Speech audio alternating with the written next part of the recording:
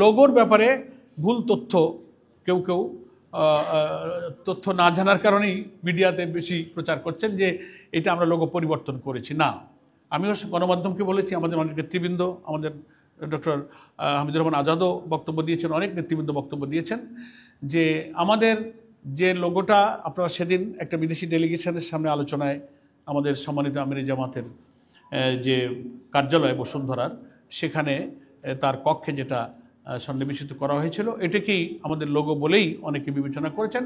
এই বিবেচনা করাটাকে আমি দর্শনীয় মনে করছি না, কিন্তু আমরা ব্যাখ্যা দিয়েছি যে আমাদের এই লোগোটাই চূড়ান্ত লোগো নয়, আমাদের লোগোটা পরিবর্তন করার সিদ্ধান্ত হয়েছে, এটা ঠিক।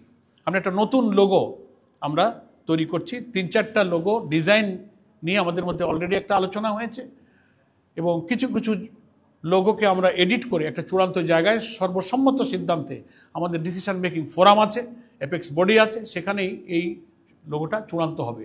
যেটা আপনারা দেখেছেন, ওই যেগুলোকে আমরা একটু প্রস্তুত করছিলাম এক্সপেরিমেন্টালভাবে, পরীক্ষামূলকভাবে, ওই লোগোটা ওই দিন মেহমানরা এসেছিলেন, জাস্ট ডেকোরেশনের সময় ওটাকে একটু সেট করে দেওয়া হয়েছে।